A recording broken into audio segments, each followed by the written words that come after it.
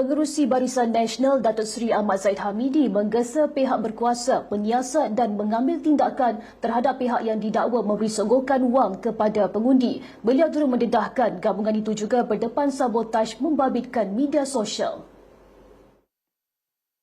Jelasnya beberapa laporan polis telah dibuat serta bukti telah diserahkan. Bahawa hujan lebat di tempat-tempat tertentu untuk membasahi bumi. Tapi itu bukan kaedah yang diizinkan di dalam Akta Pilihan Raya. Dan laporan polis telah dilakukan dengan mengemukakan bukti dan saksi. Saya harap pihak yang berkuasa mengambil tindakan segera. Jelasnya tindakan seumpama itu disifatkan terdesak dengan kebangkitan gelombang biru di Negeri Sembilan.